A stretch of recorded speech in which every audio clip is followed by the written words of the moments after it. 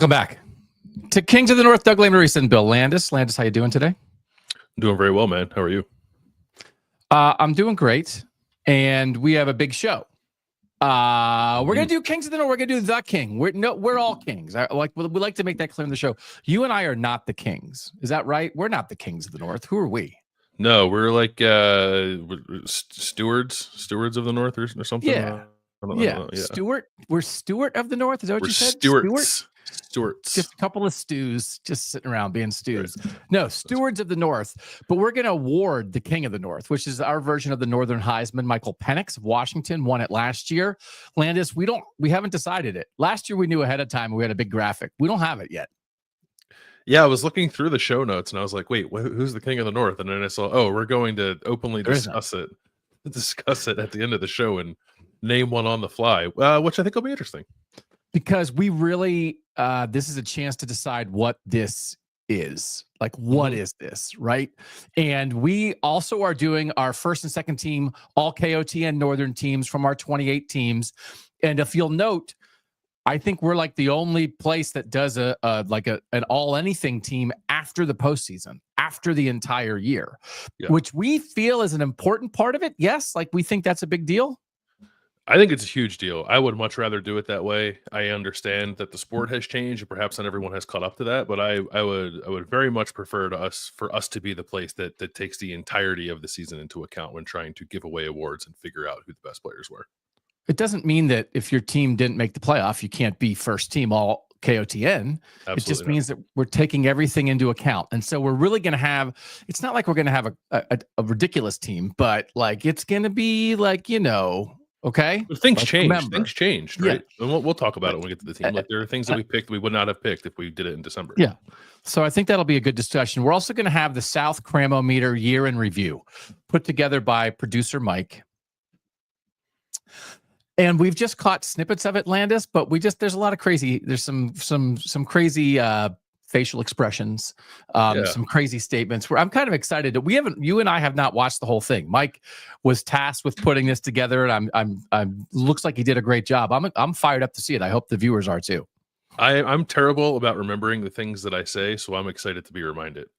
And I certainly don't remember the things that other people say. So I'm going to very much enjoy hearing what you and I had to say about the South throughout. And I hope that the point is to have fun, and like the Cram-O-Meter is one of the most fun things we do, but also it's to reinforce that we were telling everybody what the deal was from the jump, and the rest of the sport caught up with us. You guys knew it, but we'll send this out to the world just as a reminder to everybody who in January was like, oh, Northern, duh. This is a little bit of our yeah, duh package, which also was like the fifth alternate name for the show. Yeah, duh. But we're going to start off with some quick stuff, and we're going to start off with Chip Kelly leaving Ohio State. How big of a deal do you think it is? What do you think of the fact that Ohio State has now lost offensive coordinator Chip Kelly, defensive coordinator Jim Knowles, and offensive line coach Justin Fry since the national championship? Yeah, it's a big deal. Ohio State will have to have a third offensive coordinator in about a year, which is kind of crazy because of the way the Bill O'Brien stuff went. I guess Chip Kelly, I had not maybe given this enough credit when I heard it. Like Chip Kelly tried to go to the NFL last year, and it didn't quite work out for him. So he got a heck of an opportunity this time around with the Raiders reportedly paying him $6 million a year to be their offensive coordinator, which is absolutely insane. Good for Chip. This is nothing against Chip Kelly. Nothing against Chip Kelly. He is not going to be worth it. I have a hard time seeing him living up to the dollar amount, but I and again, I think he's a great coach. I wish him well in the endeavor. I think it's really interesting that the Chip Kelly piece of it, because of the personal relationship that he and Ryan Day have, and the comfort level that was there for Ryan Day when he initially decided to give up play calling. Now, he decided to first give it up to Bill O'Brien, with whom he did not have that personal relationship. So I'm not saying he has to find a way to get over that hurdle again necessarily. But when you looked at Ohio State staff going into this year, and it was like Ryan Day at the top with Chip Kelly as OC and Jim Knowles as DC, and you thought, man, if this group can stay together for a couple of years, this is quite a thing. And they got 12 months of it. So they did what they had to do in those 12 months. They got a national title. But and this kind of brain drain happens to almost every team when they win a national championship. So it's not shocking, but yeah, it's certainly a big deal for Ryan Day to have to replace these guys. I think we can do a longer discussion maybe of this on Wednesday. assistant coaches don't matter. I'm not like that's like I don't really mean that when I say that. Assistant coaches don't matter. I don't. That's your thesis statement. But I do mean it. I actually do mean it. And so when people, if anybody is like, well, I guess that's it for Ohio State. It's like, is it? Like, really? Not that Jim Knowles and Chip Kelly didn't do a great job, but really? Is Jeremiah Smith going to be there? Oh, he is. Is Caleb Downs going to be back? Oh, he's going to be back. Ryan Day is still head coach. They still invested in NIL. They still developing 4 and 5. Oh, they are? Okay. Then this is how it's supposed to work. So there's a different layer to that, though, with the way the players can move freely. I think you have to admit that. That's where the concern comes from. More than their football acumen. It's like, if this guy leaves, will the players go with him? But why? Why did anybody at Ohio? Did anyone come to Ohio State because of Chip Kelly? No, I don't think that's okay. So why would anybody leave? But we can have a 50-minute conversation about like Brian Hartline right now that we don't have to have. We can do it on Wednesday maybe. But I think that's where the fear comes in. So I actually have like not a strong take. It's the Brian Hartline is great at his job as a receivers coach, as a receivers recruiter, as a developer of talent, relationships with those guys. Again, I asked Marvin Harrison Jr. about it 2 years ago, and he was like, it's the Ryan Day offense. It's like, it's nothing against Brian Hartline, but it's not like they would never be able to get a receiver again. So I feel like we're supposed to do 2 minutes. I think if the choice is, and I don't think this is the choice, but even if it was the choice, make Brian Hartline the play caller or Brian Hartline's going to leave. I would be okay with him leaving from an Ohio State standpoint. Because I think having the right person, like running the offense down to down, play to play, taking that off Ryan Day's plate, people will still want to come play on this offense. He's absolutely awesome. But I'm not 100% sure that you should learn to do a new thing at a place like Ohio State, and he's never called plays before. Now, I also have a million examples of guys who have done exactly that. So I wouldn't be against it, but I'm not totally for it just because he's good at his current job. Now, this is too long of a discussion. But go ahead with your thing. What's your thing? No, I don't think I disagree with any of that. And I don't think any program should like allow itself to be held hostage. Not that Brian Hartline is doing that. Maybe that's the wrong way to put it. But for one, I don't know whether or not Brian Hartline wants to actually call plays. Right. And secondly, he is going to leave Ohio State eventually. So like, he's not going to be there forever. And when he does, like, Ohio State will have to adjust and recalibrate. And I think they'll still get good players. The thing you can't do, I think, is just put a guy into a job out of fear of losing players. You have to put him in the job because you think he can do the job. And maybe Ryan Day thinks that about Brian Hartline. And if he does, that's probably the way this will go. And if he doesn't, then maybe Ryan Day will bring in somebody from the outside. And I think Brian Hartline will keep coaching Ohio State's receivers and everything will be fine. Yeah. But that's the biggest thing, is just like the motivation has to be correct. It just, you have to put a guy in there because first and foremost, you believe he can do the job. Right. So I don't think like it's not great for Ohio State. I don't think it's disastrous. There are plenty of guys who have called plays elsewhere who would be happy to come call plays for Ohio State. We heard maybe that like Ryan Grubb got fired by the Seahawks and went to go back to be with Kalen DeBoer at Alabama as the offensive coordinator there. He's going to call plays there just like he did with Kalen DeBoer at Washington. Maybe Ohio State might have been interested in him if he would have been around. So we think maybe Ohio State is looking at some experienced play callers, but it's such a different skill set. And it doesn't mean Brian Hartline can't do it, because when Mel Tucker was the defensive coordinator for Georgia and had worked with Kirby Smart forever, and Kirby Smart said Mel Tucker knew that defense inside and out, and he left to go be the head coach at Colorado. You know what Kirby Smart did? He promoted 2 guys who had not been play callers before to co-defensive coordinator. One is Glenn Schumann, who's the defensive coordinator of Georgia now, and the other is Dan Lanning. So maybe Brian Hartline's Dan Lanning. You haven't done it before, but you're good at everything else. Okay, here, do this. Oh, you're good at that too? You're going to go be a head coach soon? That's definitely possible. But I don't think it has to be the thing they do. Okay. You good with that? Good. 50 minutes. Can I research this? The big time programs, both Power 4, but then also like elite blue bloods.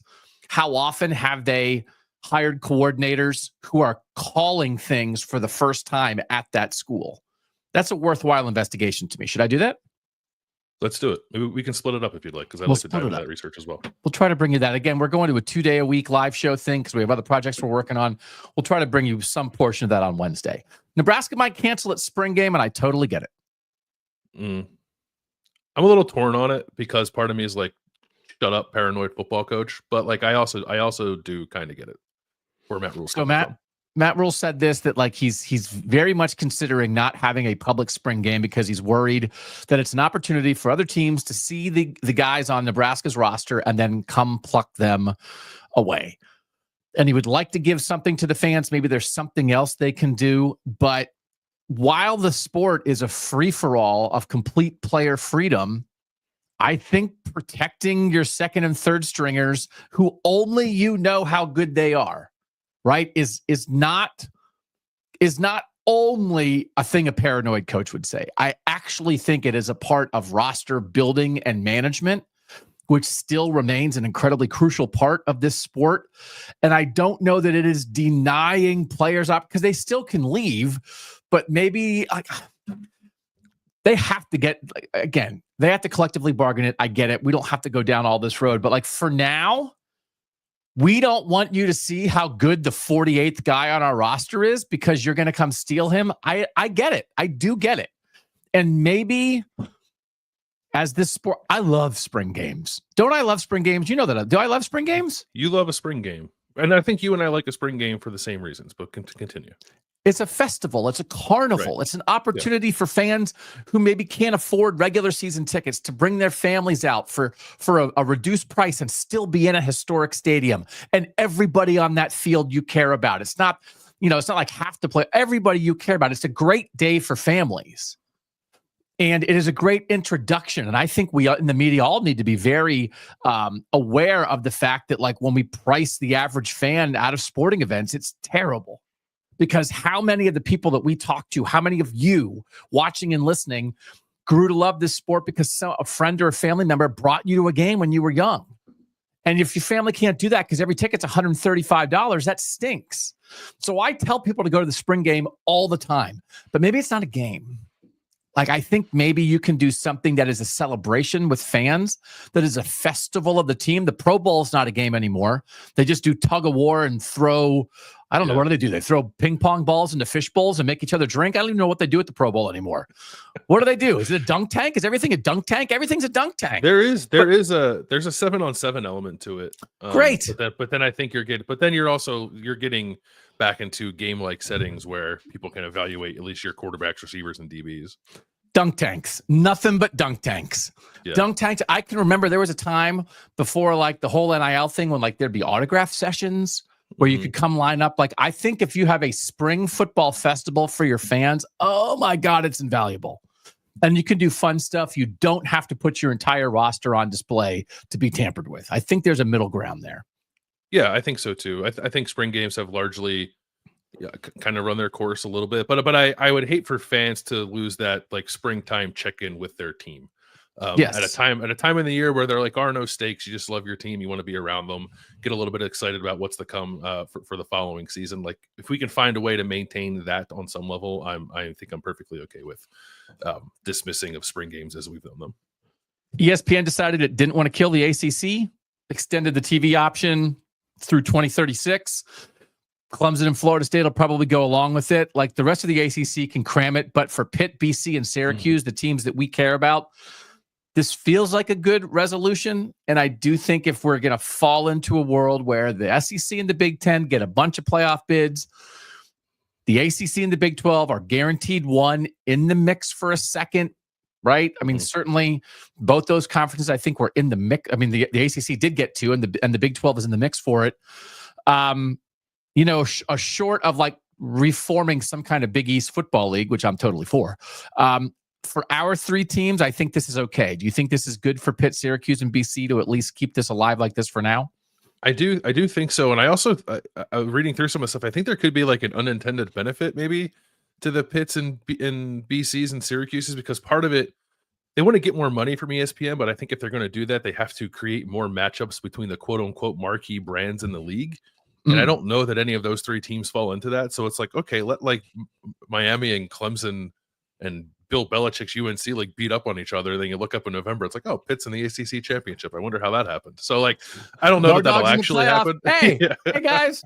I don't know that that'll actually happen, but and I don't think it's going to create like an easier path for those teams necessarily. But yes, of course, it is much better for those 3 teams to have their league remain intact than not. And I hope, at least for a little bit, I don't have to hear about lawsuits from Florida State and Clemson. Okay. Speaking of lawsuits, there are objections to the House settlement, right? This is like the thing where they're going to pay players and they're going to back pay players. There's some objections that are rolling in as they try to figure this thing out. I'm not here to downgrade college athletes. I certainly was not a college athlete, and anybody who has that ability is a wonderful thing. But I think a couple of the more recent objections were raised by a Temple gymnast and a former Stanford walk-on football player, who the walk-on football player was like, how come this back pay doesn't apply to walk-ons? And I would say, because you have no value, no offense, because you're valueless. What you gained, you didn't add anything. We have to have some strong discussions with people about what your value is, what your monetary value is, which is different than your value as a human, right? Sure. Now, correct. For me, both my values are very low. But you might be a wonderful person with incredible skill, and nobody cares about it. So your financial value is frankly like whatever you got for going to college. It's not even that. The real value is less than that. So right? Don't you think? Well, practice squad players get paid in the NFL. That's effectively what these guys are. Yeah, but a walk-on college football player is so far removed from a practice squad player in the NFL in terms, like, practice squad players in the NFL were like all conference players in college. Like, I'm just talking about functionality and value to the team, I think, are similar, not quality of player. Okay. So, but we can also throw it out there and say, like, does anybody want to play for free and be on a football team? And you'll have people lining up to be walk-on football players. There's a lot of Rudies out there. Yeah.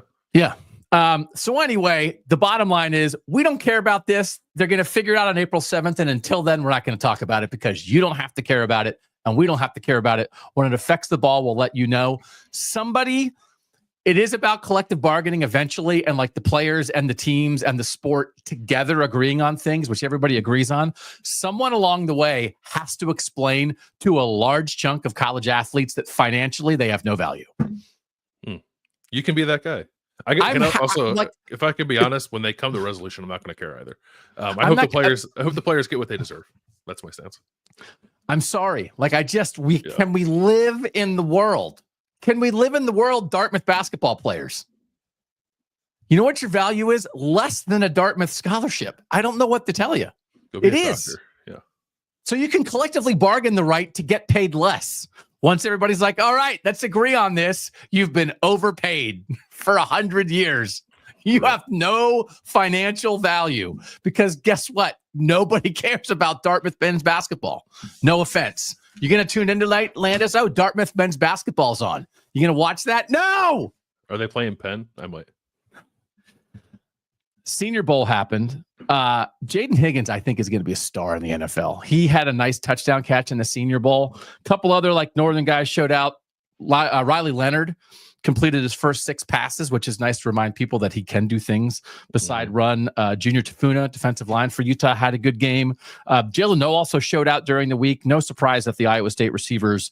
But Higgins is a guy that really has been on my mind that I think is, if he doesn't go in the first round, so be it. But I think he's, as a second round pick, is going to be like a rookie stud. Jaden Higgins. Yeah.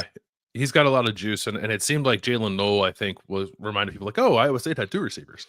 Yeah. I don't. Kudos to you for watching even Senior Bowl highlights. I pay attention during the week, the practices. Are more important than the game itself. But it did seem like Higgins and Noe made some moves. One, I was looking through some stuff. One name that jumped out to me was Jeffrey Bassa, the linebacker at Oregon. Yeah. I think who we had on the show at Big Time Media Day, but I think probably did not have the season he was hoping to have, but seemed to have a pretty good week down in Mobile. So that was nice to see. Guys out in the Shrine Bowl too, making some moves. The North I think represented itself quite well at these All-Star games. I've gone to the Senior Bowl once in my life. I went in 2006 when covering Ohio State. Troy Smith was there, and I didn't go during the week and showed up for the game and was literally the only media member, I think, who was covering the game. And I was like, this is not how this works. This is not how this works. Okay. It's not really about the game. Okay. I mean, I met a couple people there. Yeah. Did you see the true King of the North, the Canadian quarterback they had at the Senior Bowl? Oh no, I saw that about like, could he be the first person drafted without playing like 11 American college football or something? Yeah, he played. Let's 12. get him on. Can we get him on? Probably. The Senior Bowl was his first experience playing 11-man football. Oh, he hadn't even played 11-man football? I thought he just played like on a wider field and bigger end zones or whatever. They play with 12, I think, in Canadian football. Oh, they do? Yeah. Oh, wow. Okay. And then the other thing, and like this is the only thing, like I am a 1% ball knower, but I can very vividly remember this. Mike Singletary was running some linebackers through the drills. I think I was there for one day of practice and the game. And there was a guy going through the drills at linebacker, and I was like, who is that? That guy looks awesome. And it was Patrick Willis. Good eye. Yeah. I was like, I was on it. I was like, I can do this. As long as I know when to show up next time, maybe I can actually do this. All right. That's it for our little quick hits off the start. Can we run through our performance reviews quickly? Because I want to just make sure, if you didn't watch them last week, what were you doing? Tuesday, Wednesday, Thursday, we reviewed all 28 of our Northern teams. We assigned a grade of 1 to 1,000. Both Bill and I did. We talked about what went well, what was disappointing, what you can improve on in 2025. But I wanted to make sure that we made it easy for you guys to compare teams to themselves. Because again, this was sort of about how close you were to reaching your potential, the standard you set for yourself. It wasn't just like, oh, the national champion, they automatically get the highest performance review. And it turns out that Ohio State didn't finish first on our list. But I think there's 3 clear categories. So 1 to 1,000, we had 10 teams that got over an 800. Landis. So I want to run through these, and also we can check ourselves to make sure like we didn't screw something up. Indiana had our overall highest grade at 990. You gave the Hoosiers 1,000. It's almost like a perfect Indiana football season. They had 2 losses to the 2 teams in the national title game. Yeah, what more could you ask for? Yeah. Number 2 was Ohio State, 984.5. 3 Notre Dame, 977.5. Then a little bit of a drop. 4th was BYU, 945. 5th, Iowa State, 927. 6th, Syracuse, 918.5. 7th, Oregon, 916.5. And Illinois actually was right there, 916.5 also. Same score. I put Oregon ahead since they beat them head-to-head. Number 9, Penn State, 910.5. And then Colorado 10th at 813. I also think those were our 10 Northern teams that wound up in the top 25 of the final AP poll. BYU is the 4th best review. Is that a little high to you? Does that seem right? Penn State at 9 after making the Final Four, is that low?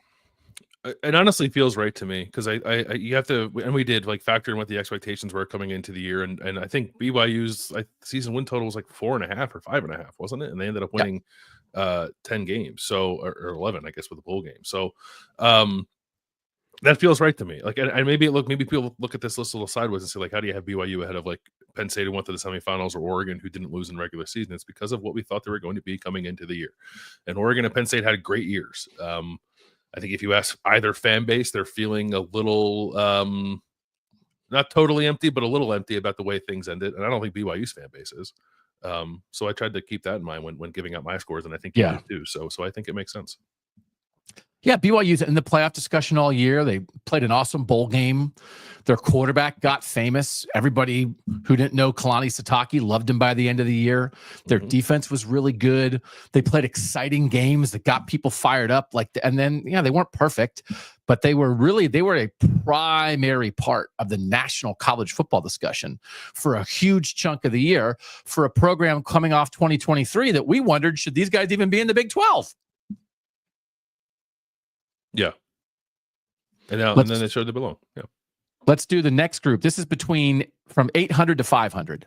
So this is like, still, I think if you got this performance review, like, you wouldn't be mad. You'd be like, it's like, you go home and your significant other says like, how'd your performance review go? I think you'd be like, it was okay. Yeah. I mean, I'm not surprised, but like it could have been better, but it was okay. Right. 11th, Minnesota, 761.5. 12th, Boston College, 741.5. 13th, Kansas State, 709.5. 14th, Michigan, 687. 15th, Iowa, 678. 16th, Rutgers, 665.5. 17th, Nebraska, 656. 18th Kansas 623, 19th Washington 562.5, and 20th Pitt 553. Is Minnesota too high at 11? No, I don't think so. Okay. They And had just a heck of a bounce back I year. need to check, but I've loved Minnesota all year. You I have. feel like I've been like, I can't believe. And I was looking back at some stuff again, and we want to do it again. There are some win total numbers that are out, maybe not on everybody yet. I think we want to wait and make sure they're out on everybody, but we did predicted win totals a year ago and made our best bets like in February. And one of my best bets was Minnesota over 4.5. That's where people thought Minnesota was. And so the season they had then 761.5. Okay. I'm just checking myself. You think we're okay there? I think we're okay. I was ready for you to give Minnesota like a 950 and me to give them like a 600. Okay. But I think we actually we're pretty much on the same page there. And I also would say within this group of the like, oh, it was like an okay season. Like we feel okay. Like I think there's a cutoff within this group of like, do you really feel okay? And I think that starts right around 15 with Iowa. I think the top 4 teams actually feel pretty good to okay about how their seasons went, and then 15 on down. I'm not sure they would say that. Okay. And I also think Michigan raised its final score probably 300 to 400 points in the last 3 games of the year. Yes, absolutely. They were not a 687 before Ohio State and Alabama. Right. So like but Bryce Underwood, Ohio State, Alabama, you wind up at 687. So congratulations to Michigan for figuring that out. The last one, this is under 500. So this was like a pretty clean group too. Not happy. Definitely not happy. Cincinnati 470 at number 21. Number 22, Michigan State 461.5. West Virginia 404.5, fired the coach. Maryland 325.5. Utah 25th at 284. Northwestern 280.5. Wisconsin 217.5. And Purdue fired the coach 95.5 out of 1,000. Wisconsin second to last. Fair? I think very fair. This was a bad Wisconsin football season. The worst they've had in 25 years or so. So I think that makes sense. What's maybe more interesting to me on this list is that like West Virginia is clearly near the bottom of our entire group, but like to not be at the very bottom of the list despite firing their coach like is a weird evaluation for West Virginia. But I think we were right. Like it wasn't an abject disaster. They just didn't achieve their goals, and Neil Brown didn't help himself by putting his foot in his mouth. Yeah. So okay. We just wanted to run through that. I think we'll keep those, right? There's a lot of stuff that we're establishing here. And you listen to podcasts or watch shows that have been around for a long time, and they fall into things where they do it every year. And it's like, oh, this is our 11th year of doing this. And to be able to say, to have a metric like this where now next year's performance reviews will be able to reference these numbers, I think is very valuable to, again, help fans understand the standard for their program, which then helps you decide how happy or angry you should be. Sometimes in this great, big, weird, changing college football world, it's hard to know where you fit in. And I think the worst thing for fans is to like be angrier than you should be. Like, I can't believe this season. It's like, actually, so if you might be a fan who's like, I can't believe this season kind of fan for your team. But if you look and say, well, I don't know, Doug and Bill had Rutgers 16th out of 28. It's not like we had the worst year. Right? Maybe disappointing for what Rutgers wanted to have, but middle of the pack for your group here in the North. Is that helpful, Bill? Are we helping people? Sure. As long as they, ascribe to the things we make up. No. That's helpful. We're just here for imaginary ratings to make people's lives better. That's what this is all about. That's right. And it's also all about the Cram-O-Meter. Strap in. This is a year in review. It is hopefully interesting and also, hopefully reemphasize. I hope Mike didn't pick all the things. It's our show, so we get to pick the highlights. When you watch highlight packages, right? You watch a player, it's like you watch all of it. It's not like, oh, remember when that guy totally whiffed on that tackle? Let's put that in there. Yeah. I hope there's no missed tackles in here, but we'll see. Also, Mike might just be like, cram it to these guys. This is Mike's ultimate revenge. We don't know. This is the Cram-O-Meter year in review.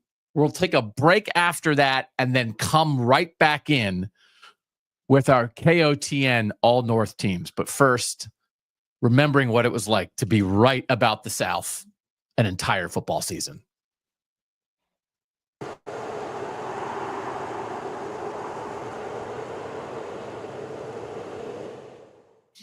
hard can the South cram it? This is our South Cram-O-Meter that we didn't get into last week because we ran out of time. We each must come up with a final rating of 1 to 1,000 on how hard the South can cram it this week. No decimals. That's why we go to 1,000. So you can't have 867.31. Okay. 1,000 is cram it so hard. 1 is cram it not at all. I feel like I'm reading the instructions for the SAT. Auburn as a 10 or 11 point favorite lost to Cal. Alabama only led South Florida 14-13 entering the fourth quarter. Oklahoma, the team that I picked to have the Heisman winner and make the playoff, got outgained by Houston and won 16-12. I will accept 787. I'll go 843. Dog Nation, I think, had an article that said like takeaways from Georgia's win in Kentucky, and like the first takeaway was just, oh, how good of a coach is Kirby Smart to get the boys to a place where they can really pull out that win in Lexington. I was like, okay, all right, enough of that.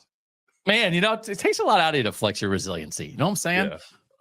Been flexing my resilience. So the reason we're making fun of flexing resiliency is because that was a phrase in the headline that was on ESPN.com. Yeah. About Georgia flexing its resiliency, which we noted. If you hear anyone else talking about a South Cram-O-Meter, please tell us because we have trademarked this. I'm at a 931 for the Cram-O-Meter this week. And a chunk of it is because Missouri almost lost to Vanderbilt. In that game, the game went to overtime, and it was decided by Vanderbilt missing a field goal in the second overtime after Missouri had made its field goal. But Missouri had missed 3 field goals in regulation. Missouri was 3 of 6 on field goals on the day, and Vandy was 2 of 4. So in a game where you combine to go 5 of 10 on your field goals, and the team that is viewed as the worst team in the league takes a team that everybody has picked for the playoff into overtime, you can cram it on that. Do people think I'm doing a bit with this, Landis? Yes. Okay. Like, it's not a bit.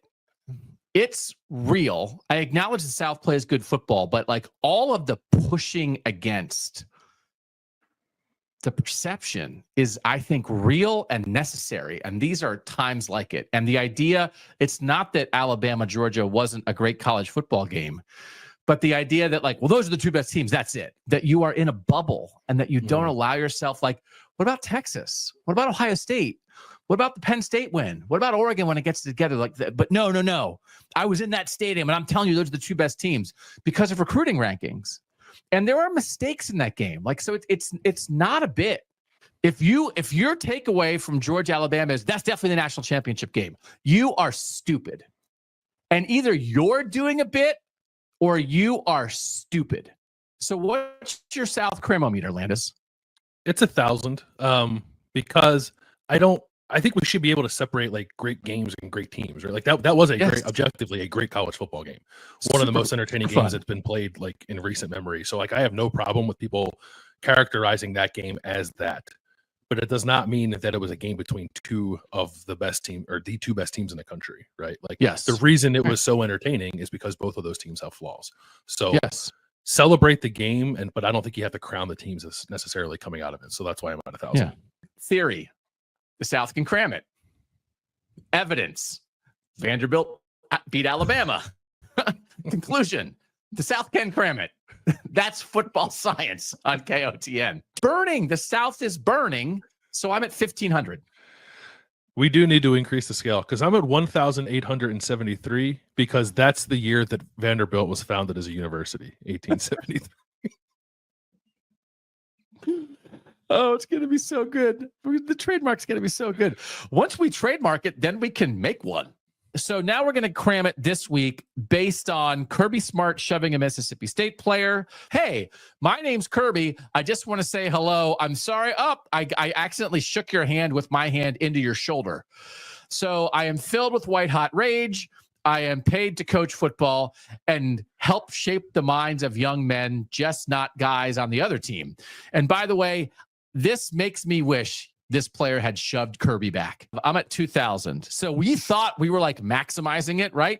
Yeah. All like Alabama and Tennessee losing the same day. The ridiculous reaction to the Alabama-Georgia game, like Ole Miss loses to Kentucky, all this crazy stuff. we've already broken it. It's 1 to 1,000. It's 1 to 1,000. But I don't know what you do when a head coach shoves an opposing player. What are you supposed to do? 2,000. Okay, I don't want to throw off the math for the rest of the show because I kind of want to make it 13 million because that's actually how much Kirby Smart makes. Oh, but you're allowed to. Okay. We'll just have to. Mike is going to have to fit it in the graphic. And in week 7, it was whatever is going to be 6.7 million because that was 2,000 plus 13 million divided by 2. So it looks here like the salary of the president of the University of Georgia is 916,729. So that'll be my cram meter. I was actually ready to give a reasonable cram score of like somewhere in the 900s, but like less than 1,000 because Georgia won a big game, and we do have to acknowledge that result, as you said. And then the people in Athens opened their mouth again. So. Auburn, Kentucky. Remember when everybody wanted to tell us that Kentucky was good because they only lost to Georgia by 1 and then beat Ole Miss? Kentucky blows. They lost to Auburn 24-10, and they're 3-5. I've been pushing the theoretical limits of crammage the last couple of weeks with some of my scores. So I'm going to be a very reasonable within the initial guidelines 903 on the Cram-O-Meter. Oh, you're like an astronaut. I'm going to call you a cramstronaut. Because you push the theoretical limits of crammage every week. You go where no man has gone before in the pursuit of crammage. That's right. Cramstronaut Bill Landis, you are a great American, sir. I'm going to say 400. And I think that's going to give us still all of that. I got myself riled up, but I mean, compared to shoving guys and Tennessee and Alabama losing the same weekend and all the sanctimonious blowhard tomfoolery those ding-dongs take part in every week, how hard can the South cram it?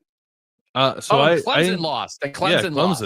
Yeah, Clemson was almost a bigger deal to me. Factored greatly into my cram score. Also, we don't talk about Southern G5 teams, but Louisiana Monroe's offensive line coach lost his mind and ran onto the field and then shoved a player on the sideline.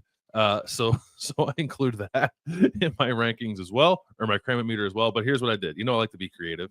I like to tie it to things that may have happened over the course of the weekend.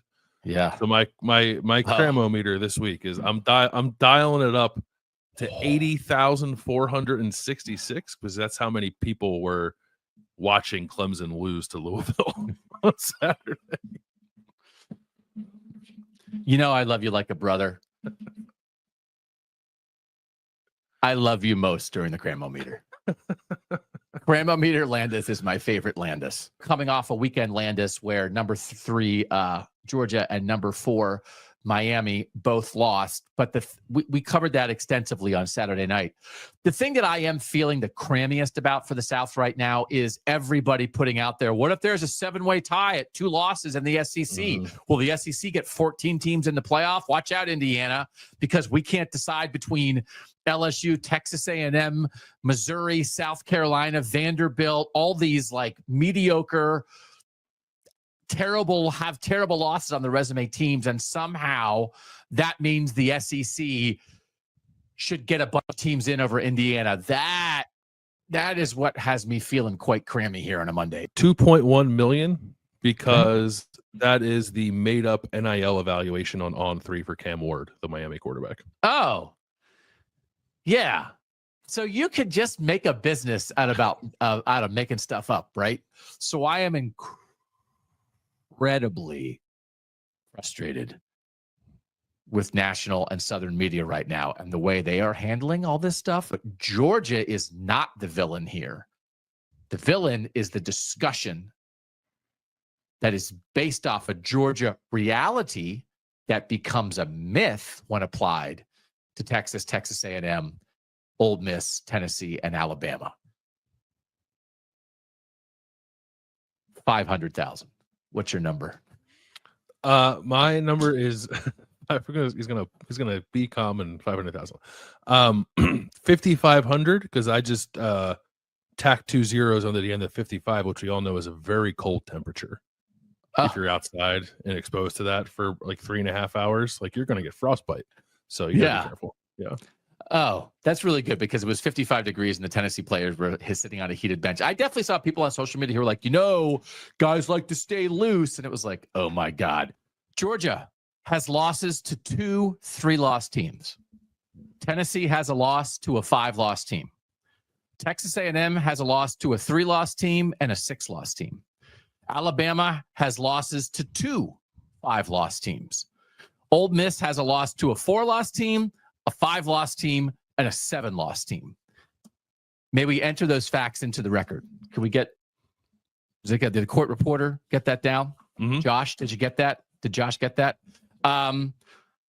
Facts hurt, Bill, and facts hurt feelings.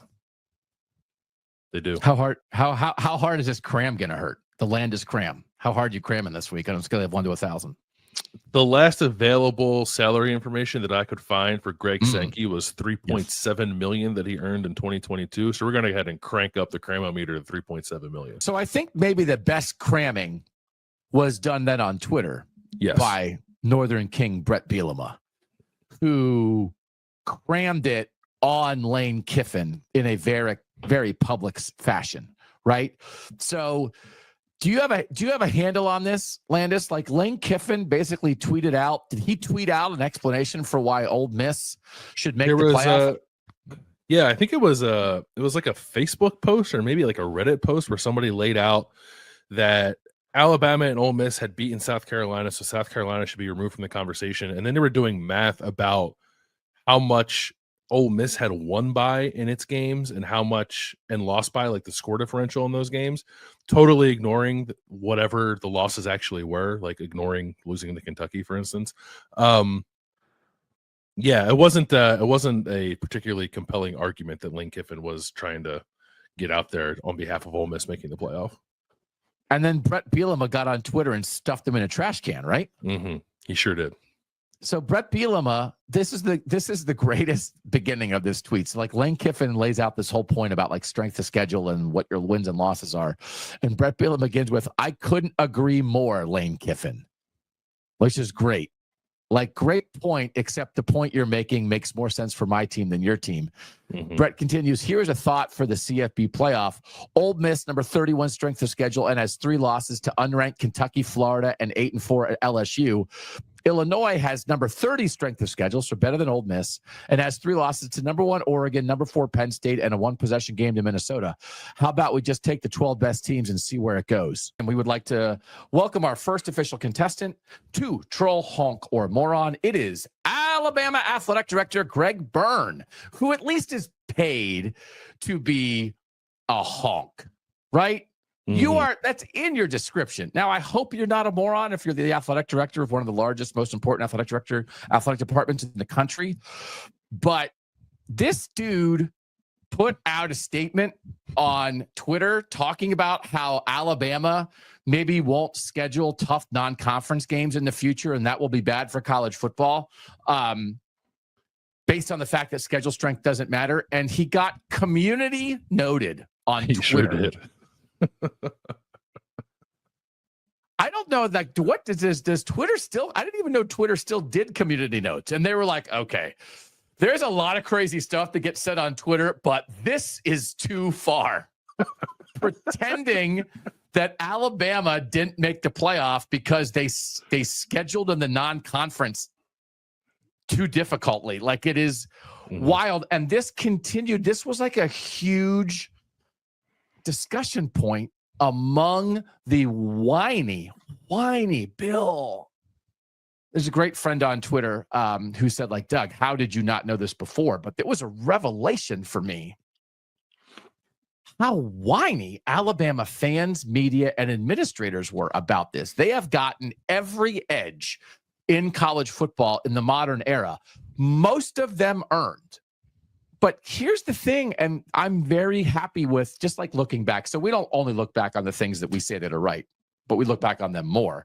And I did happen to tweet out our outrageous predictions show when I said Alabama will beat Georgia and miss the playoff, nailed it, and tweeted out when you said the Big Ten will get more playoff spots than the SEC, and the SEC will only get 3, and you couldn't have nailed it anymore. And again, you might have been the only person in the country saying that at that time. Come on, man. Come on. That was a good show for us. That was pretty good. I'm off. I'm wrong quite often, so I'll take that one. Yeah. And week 14, Brett Bielema's face and Mike did it. Mike is killing it on the graphics today. Last week, we agreed that Brett Bielema did the cramming on our behalf, so we didn't need a Cram-O-Meter because he crammed Lane Kiffin in a trash can. And for perpetuity, anytime anyone goes back to the first year of the Cram-O-Meter and says, I wonder what the Cram-O-Meter was at week 14, the answer is Brett Bielema's face. A smiling Bert. Smiling Bert. So, how hard can the South cram it this week? What's your number? I actually considered doing a 0 as like a point to point out, I guess, how little their whining matters. Oh, that would be that would be. I get it. Yeah, but I don't want to have to explain that every time people go back and check the record. So it's 2 million, which is roughly what Greg Byrne makes. This is Finey the Elf. Ooh, this is my Finey the Elf costume. How hard should the South cram it this week, Bill? What's your rating? Someone, I apologize, I'm terrible with names. But someone came up to me in the press box on Saturday night at Ohio Stadium, and like, here's what my life is now. I go to games, and then people ask me, "What's Doug gonna have for Paul Feinbaum tonight on the show?" And I was like, "You know what he's gonna have for Paul Feinbaum or Lane Kiffin or Kirby Smart or whoever." And they said to me that the Cram-O-Meter needs to. I believe the number was 900 million. So I'm gonna go with that. We're gonna go 900 million, just short of $1 billion, on the Southern Cram-O-Meter. Okay. Was there any reasoning behind it, or other than it's just on its face, it should be 900 million, and we all know why?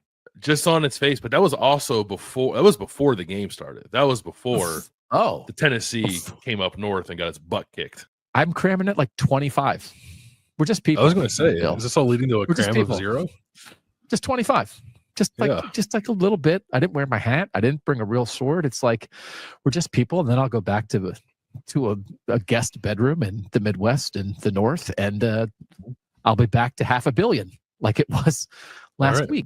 I feel like everybody after Notre Dame beat Georgia is now saying the things that we've been saying for 6 months. I don't even know if people have yet to really process what's happened. We've been processing it since last year, but we were fully processed. No more processing happening over here. But I think the college football apparatus is still wrapping its mind around its new reality. Team, perhaps our favorite week, Brett Bielema's head. Now we've been going a little wild, Landis. Week 15, 26 million. Week 16, 500 million. Week 17, we pulled it back to 23 because we're all people, and we didn't have to cram it because the sport spoke for itself. And then last week, we thought about dropping it back to 0, but instead we moved it up to 1 billion. So we were caught in between nothing or everything. We went with everything. So where do we go from here? And again, we are cramming based on their absence. They're not here. Yeah. We're going to their place. I do like that, as we talked about after the Ohio State-Texas game. I like the idea that we're the North going to their place 2 years after 2 Southern teams came to Indy. So I do think the location of the title game can affect the cramminess here, but where are you? So I have 2 ideas. The first is, can we make it either, I guess it's 3 ideas, but there's 2 within 1. Either Greg Sankey's face on a milk carton or the SEC logo on a milk carton that says have you seen this person or have you seen this conference? Yeah. Okay. I like what you're bringing. So it's that we like it, and it speaks for itself. Yeah. Bielema's face speaks for itself. SEC logo on a milk carton speaks for itself. Cram-O-Meter rating was the SEC logo on a milk carton. Yeah. How good do you feel about that today? I feel great about it. I'm so glad we were able to execute it. I think it's fitting for the way this season has gone. So shout out to Mike for getting it done. Shout out to Mike for getting it done. And so we are doing our final Cram-O-Meter of the season today. I am not here to cram it on the good people of Atlanta, Georgia, who are fans of all kinds of Southern teams, who are just lovely folk. But their football team still can cram it. So I have a suggestion that our final Cram-O-Meter of the season be 1,000. Because we said it was a 1 to 1,000 scale. The South has been so far up its own cram hole this year that it has forced us at times to go into the millions and the billions and a milk carton logo. Mm-hmm. But in the end, they have suffered enough. There are some fine folks down here, and so we can just max it out on what it was intended to be all along, which is in the final analysis, the South can cram at 1,000.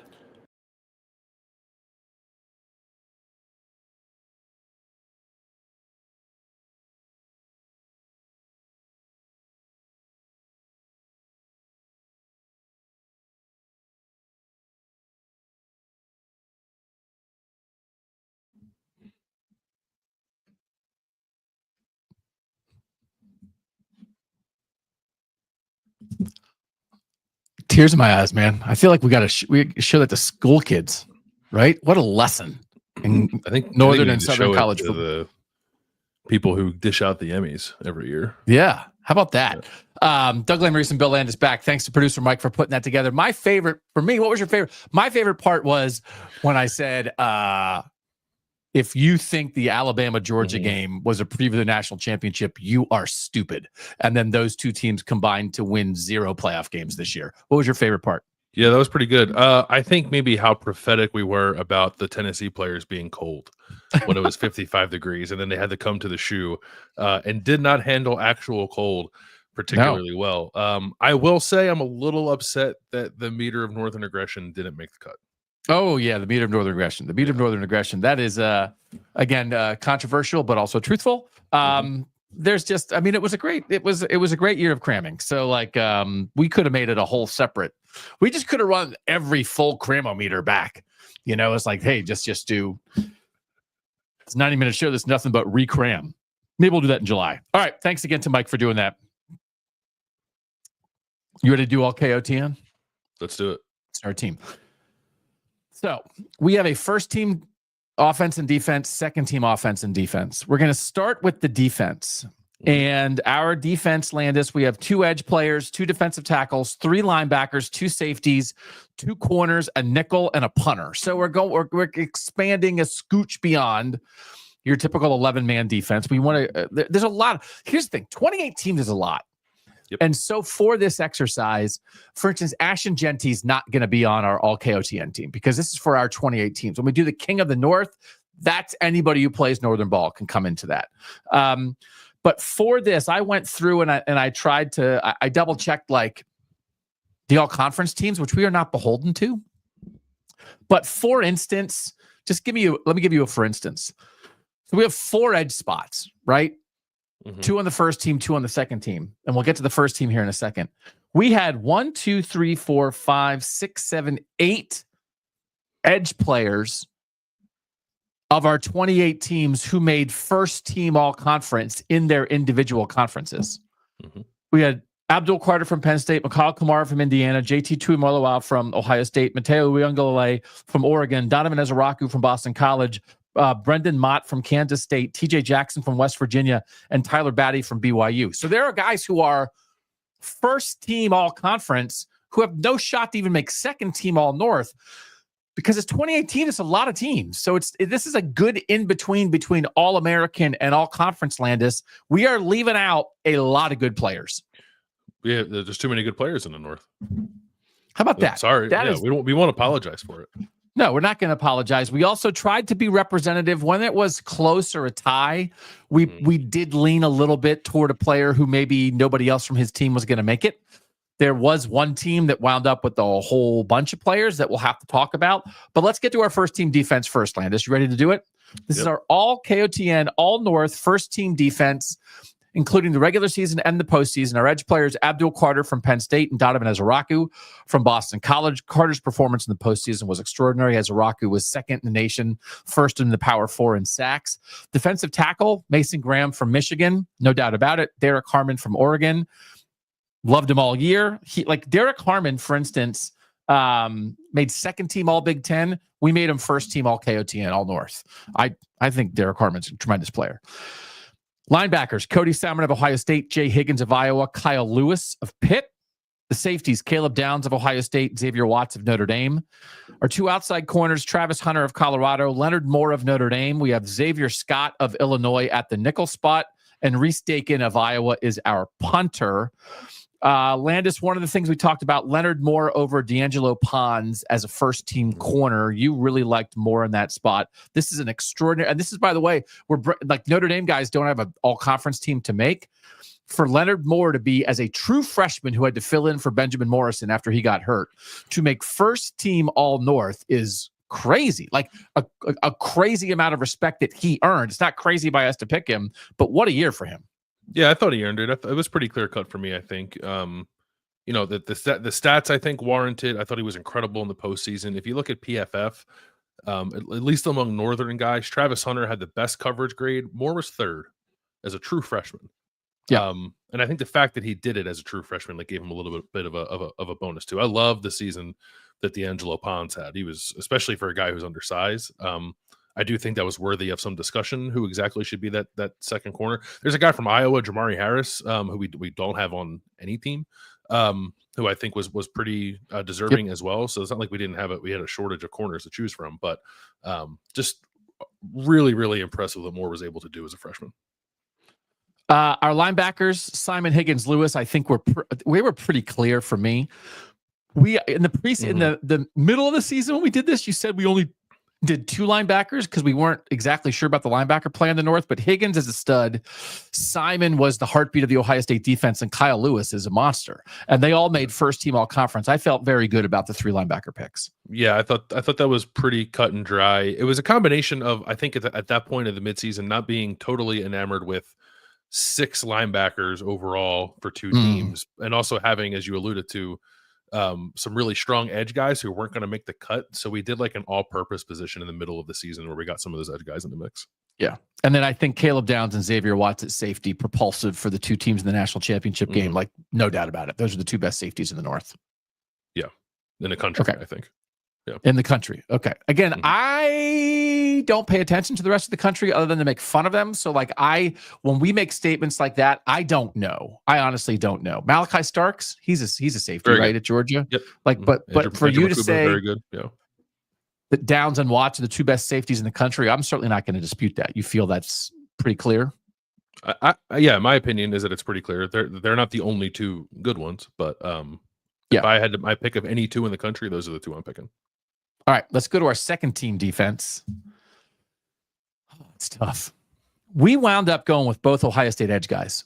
And this is, again, where we bring in a situation where all these all-conference teams are done after the regular season. And we are now bringing in, and this is like, it's one of those things where when we do something like this, and what is this? I mean, we think we hope it matters, right? For our Northern fans, we do it for a reason. We want to recognize the best players in the North. Certainly, Ohio State players had more opportunities to show how good they were. Ohio State players also earned the right to have more opportunities to show how good they were. So we have Jack Sawyer and JT Tuimoloau as the second team edge guys on this list. Again, Sawyer was second team All Big Ten. Tuimoloau was first team All Big Ten. So I don't know that anybody would dispute this, but like McCall Kamara from Indiana didn't make it for us. Mateo Luiangale from Oregon didn't make it for us. Josiah Stewart from Michigan didn't make it for us. Tyler Batty from BYU. Brendan Mott from K-State. TJ Jackson from West Virginia. We get it. But these guys, we can have this conversation real quick here, Landis. What did you say about Tuimoloau and Sawyer with the way they played in the playoff? I think you can make the argument that they were the 2 best defensive players in the postseason. Okay. Yeah. And that matters for what we're doing here. So there are second team edge guys. Our defensive tackles, CJ West of Indiana and Ty Robinson of Nebraska. Kenneth Grant of Michigan is a really tough guy to leave off here. Dante Corleone of Cincinnati, who was first team All Big 12. BJ Green of Colorado, who was first team All Big 12, are really tough to leave off here.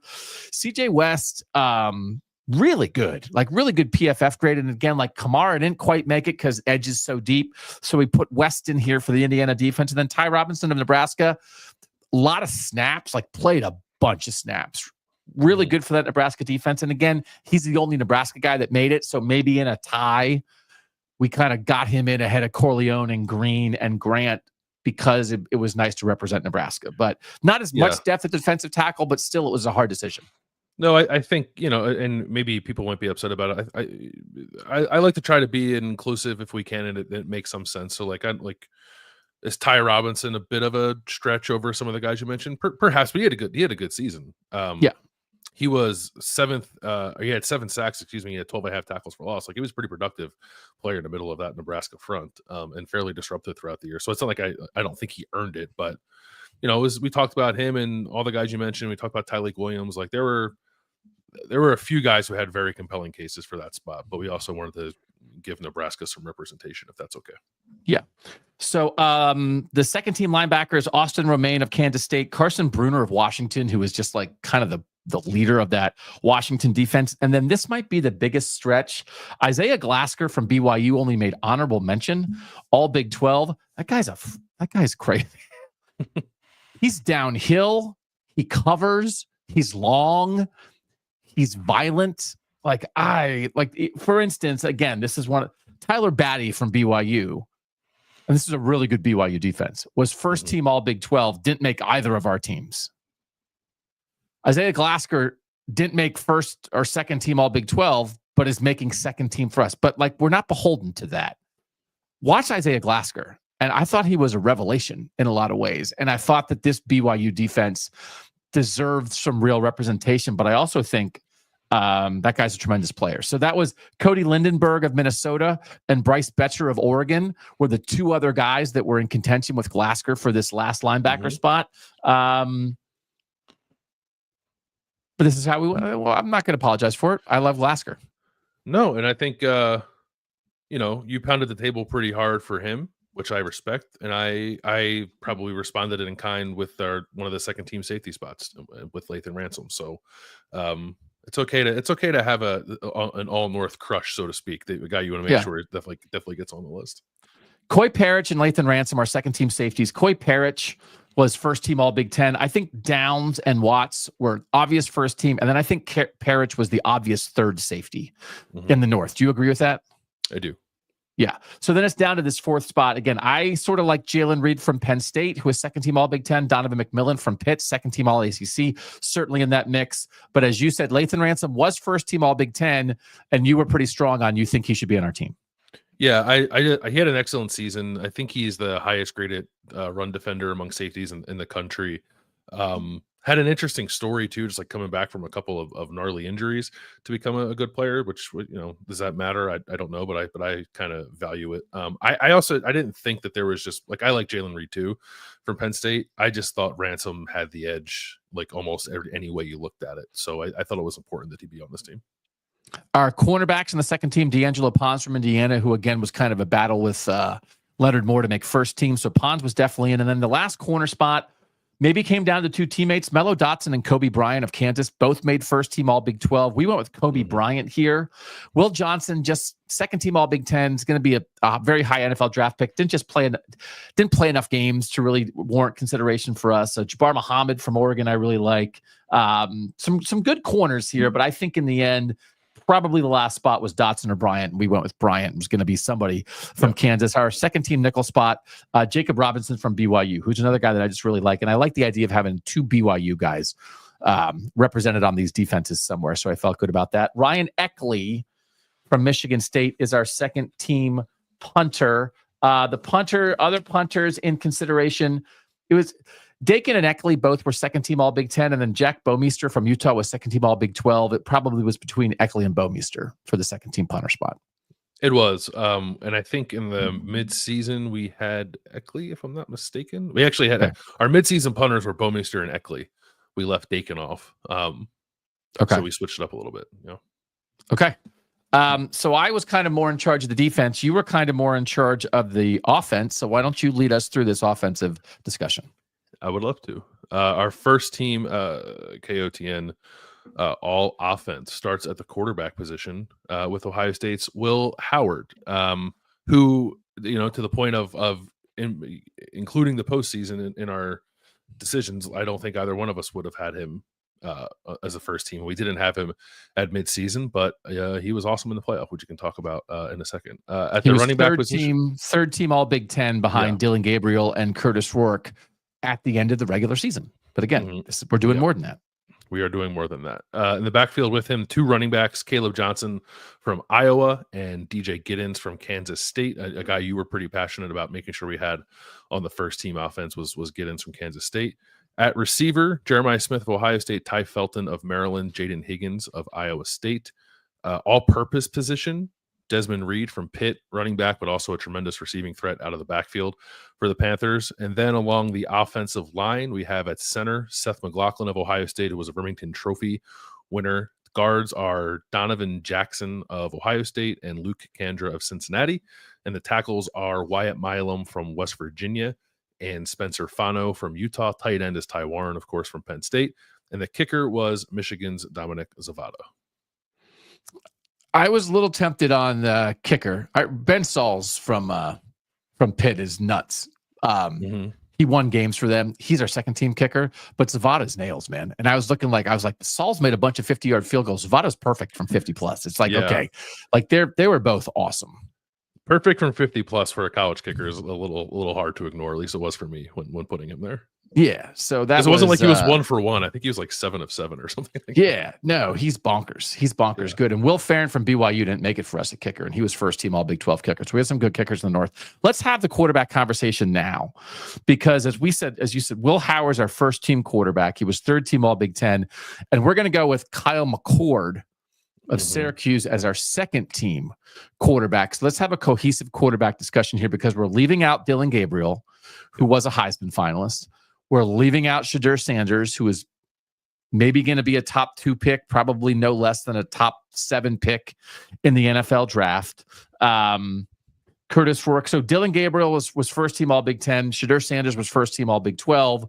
Curtis Rourke was second team All Big 10. And then Howard McCord. McCord was second team All ACC behind Cam Ward of Miami.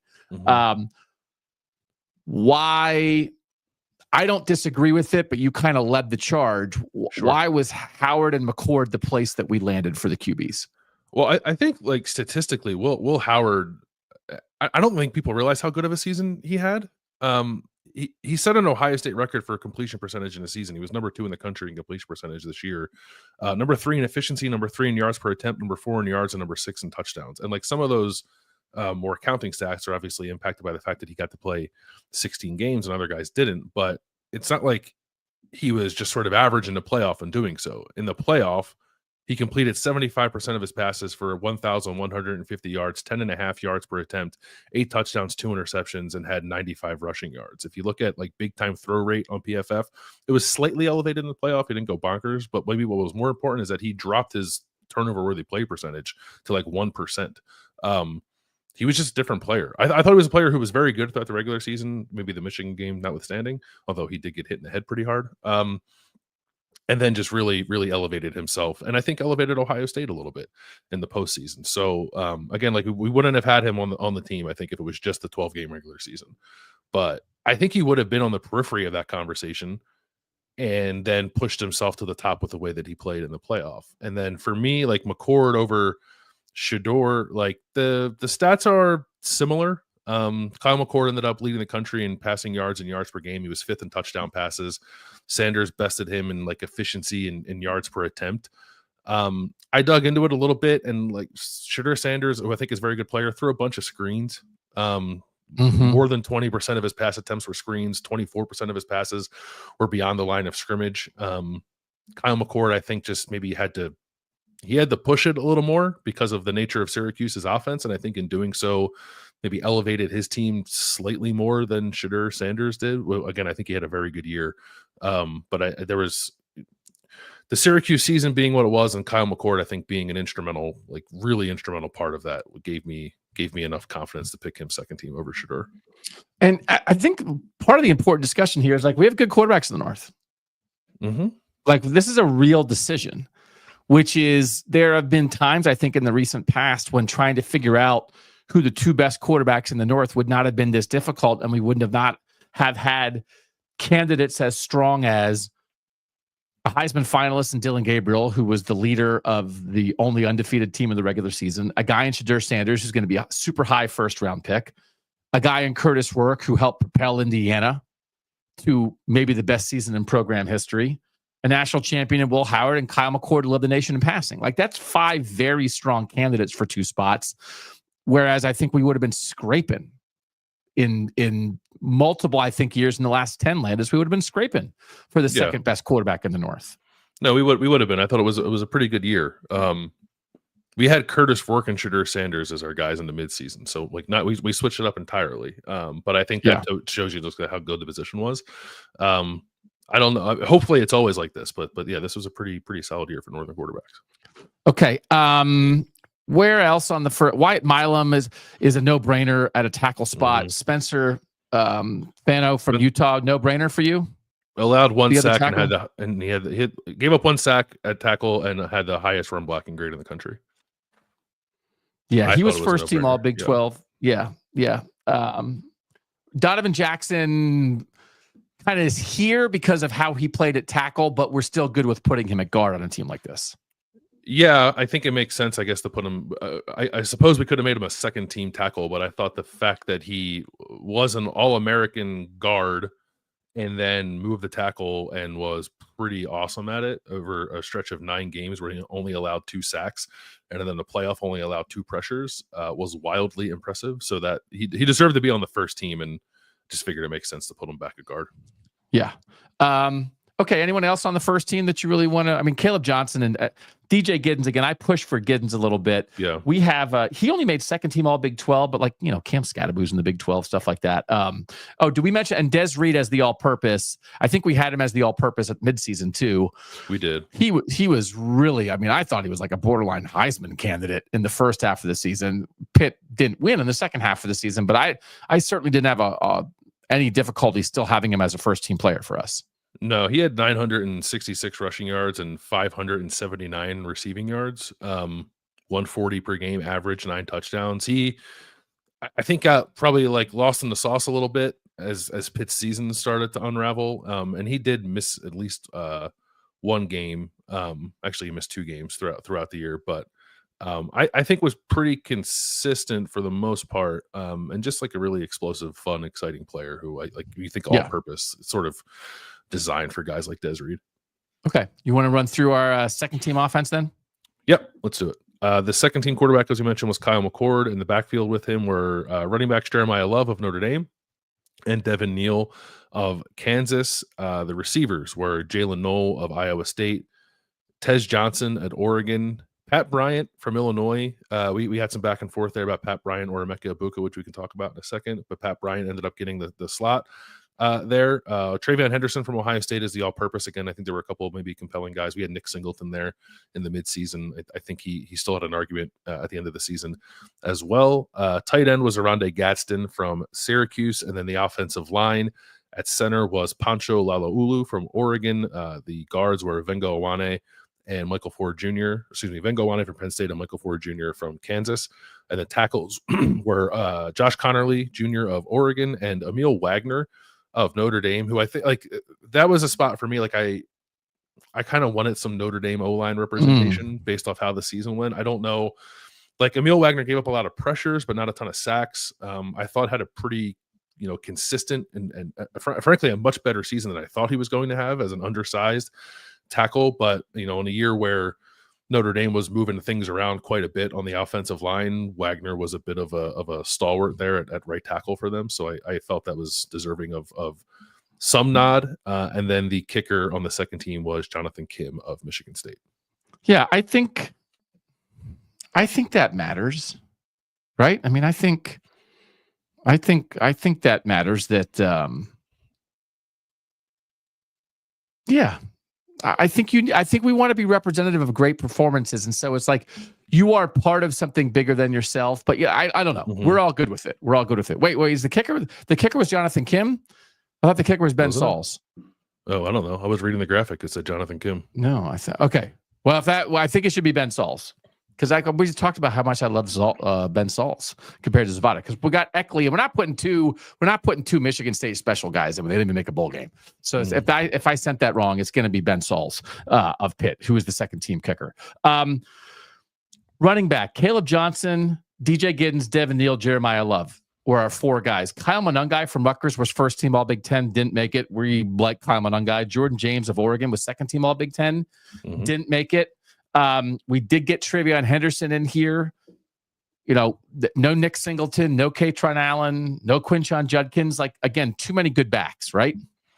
Yeah, I wasn't Trevor Henderson had a pretty remarkable postseason. That was really all of it. I don't know that I'd offer much in the way of pushback on anybody who like thought it should be Allen or Singleton or I don't know, pick another back. We had quite a few good ones in the North, but I thought Henderson, especially as a receiver, like emerged a little bit for Ohio State in the postseason. So that's why he was my pick there. But there were a couple of compelling candidates. And we didn't put in, but again, like bottom line, too many good skill guys in the North, which again is just something that we would like to continue to emphasize because that has not always been the case, right? Yes, too many good skill guys. I'm really excited to do our exercise of the best skill guys in the North too. Now that some of these guys are cycling out, we did the Iowa State conversation was like, oh man, they have a really good running back, 2 really good receivers, and a good quarterback. I wonder where that ranks among other Northern teams. And I think we had them second behind Ohio State. Yes, but now that'll be a fun exercise this offseason. Also, we were right. Weren't we right about that? The receivers, Travis Hunter, we just put Travis Hunter on defense. So it's like we weren't going to give him 2 spots. He was first team receiver, all Big 12. Colston Loveland, the tight ends were really good. Ty Warren at Penn State as our first team. Rade Gadsden of Syracuse is second team. Brant Keithy of Utah was first team all Big 12. Joe Royer of Cincinnati was first team all Big 12. Colston Loveland of Michigan, who's going to be a first round pick, was second team all Big 10. He had some injury stuff. I think if Loveland's healthy the whole year, I think you could have a knockdown, drag-out argument between Loveland and Gadsden if he's healthy the whole time. And same with Keithy. If he's healthy the whole year, I think that's a 3-way argument with an impossible answer. Yeah, I mean, even Loveland not being healthy for the whole year, I pretty strongly considered him for that second tight end spot. And Gadsden was he played, although I don't know, he played 100% for a couple games earlier in the year, and then Syracuse was reminded that they should be peppering him with targets. Then he had a really productive receiving season. I did try to look at some blocking stuff and take that into account too. And Loveland, I think you would say that Loveland is a better blocker than Gadsden for sure. So it was close. I'm going to ask you offensive line stuff. Logan Jones of Iowa was kind of co-first team all Big 10 with McLaughlin. Yep. Drew Kendall of BC was second team all ACC. Bryce Foster of Kansas was second team all Big 12. You love Poncho though. Why? I like Poncho. Yeah, because he's a good player. I think he's as talented as all those guys you mentioned, and had probably a season was on par with all those guys you mentioned. But then the fact that when he moved the center after I think it was the first 2 games of the season for Oregon, that just seemed to be the first step in getting that offensive line settled and playing very well over the course of the season that Oregon didn't lose in the regular season. So that gave him the push for me over those other guys you mentioned. So I was trying to double check this during the show. This is by my count. We had 24 of our 28 teams represented on our first and second teams, which I think is pretty good. The only 4 teams that did not get anybody in: Wisconsin, Northwestern, Purdue. Purdue was last in our ratings. Wisconsin was second to last, and Purdue was third to last. So those 3 teams are our bottom 3 teams in the performance rating. And it's like, oh, you didn't get anybody on first or second team all KOTN. Rutgers is hard. Keontae Hamilton from Rutgers played the 3rd most snaps of any defensive tackle in the North. And the only 2 guys who played more were the guys who played 16 games, Ty Hamilton and Zane Durant from Ohio State and Penn State. So the bottom line is Keontae Hamilton was an incredibly productive and reliable defensive tackle for Rutgers. He also had a really high grade. He was the 7th highest graded defensive tackle in the North. And to me came down a little bit between him and Ty Robinson for trying to represent somebody with a defensive tackle spot, and he didn't quite make it. And Rutgers had so many of their best defensive players who got hurt that I wish we could have gotten a Rutgers guy in, but that's kind of why we didn't. Yeah, I also really considered Holland Pierce at offensive tackle from Rutgers. I would say he was maybe the 5th offensive tackle. Okay. So he had an excellent season. Kyle Malunga had an excellent season, but yeah, if Rutgers was going to break through, it probably would have been on defense, and unfortunately for them, all their best defensive players were injured this year. So 4 didn't make it. We had 1, 2, 3, 4, 5, 6, 7, 10 teams that had 1 guy on it. 2 players from Kansas State, Iowa State, Michigan, Syracuse, Illinois, and BYU. 3 players from Iowa, Pitt, Indiana, and Kansas. 4 players each from Notre Dame, Penn State, and Oregon, which I think was fair. That's a team that made the national championship game, a team that made the Final Four, and the team that was number 1 all year. And then I don't know what to do about this, but we had 10 players from Ohio State. So, and nobody else had more than 4. But I think if you go through it, I was trying to be very aware of if there's ties, let's maybe not lean toward the Buckeyes because they have so many guys. But, certainly if we really wanted to do that, be like, we'll put Dylan Gabriel on instead of Will Howard. But you made a very compelling case for why Will Howard absolutely deserved this, right? Yeah. I mean, I don't think, honestly, they had 10 and I think we snubbed Emeka Egbuka. So yeah, I don't know what to do about that other than say everyone thought coming into the year that Ohio State had the best roster in college football, and then they won the national title and they all kind of lived up to the billing. So we had a lot of them on the team. Yeah. So Will Howard's the first team quarterback. Jeremiah Smith is a first team receiver. Nobody's going to argue with that. Donovan Jackson as a first team guard, as valuable as any player on Ohio State this year. Seth McLaughlin as a first-team center, he won the award for the best center in the country. So I'm not sure what you're supposed to do with that. Trevion Henderson as a second-team all-purpose guy. Again, there's plenty of other candidates there, but I think we were pretty unified in putting Trevion Henderson in that spot. And then defensively, Cody Simon, first-team linebacker, Caleb Downs, first-team safety, Jack Sawyer and JT Tuimoloau, second-team edge guys, Lathan Ransom, second-team safety. Again, we didn't put Egbuka on. We didn't put Tyleik Williams at defensive tackle on, who might be like a borderline first-round pick and was really impactful. So we understand it. And if people are like, man, you and I came up covering Ohio State, but it feels like the results and the talent warranted it. But we had it on our minds as we were doing it, which is, I think, all we can do. They were the best team in the country, so they had the most players. Yeah, that's it. So that's our all KOTN team. We'll send out a press release, and now we have to figure out who the best player in the North was, and we'll do that next on KOTN.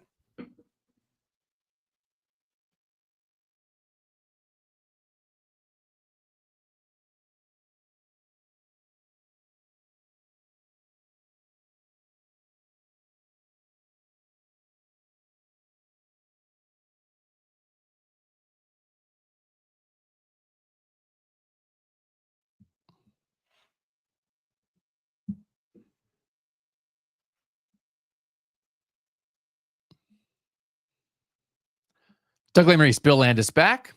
Thanks to you guys as always for being here with us. Subscribe, tell a friend. We're on Blue Sky now if you want to follow us there. Wherever we are on social media stuff, and we're going to try to expand our social media stuff this offseason, it's KOTN CFB. So if there's any social media platform, try that. And then if nothing pops up, it means we're not there yet, or we're not active there yet, but we hope to expand that presence. So King of the North. We a year ago were debating, is it the Prince of the North? Is it whatever? This is the show's King of the North, but King of the North is what this is. This is the Northern Heisman. Yep.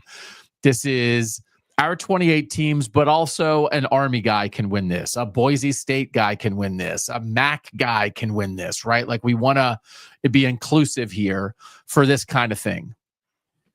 And this is, it's funny. I got an online fight with the guy who's the PR guy for the Heisman during whatever it was last offseason about how the Heisman should be done at the end of the year. And he was like, well, we have a banquet. And it was sort of okay, well, cram your banquet. And then he called me up and wanted me to promote something the other week. And I was like, I don't think you know that I'm that.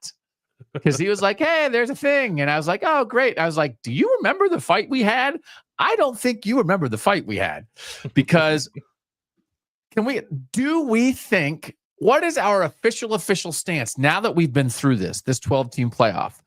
Should the most important awards be handed out at the conclusion of the playoff and take everything that happened in the 12-team playoff and the bowls into consideration now that we've lived through it? Or does doing that bend everything toward the guys who were on the teams that played the longest in the playoff to too great of a degree? I don't know.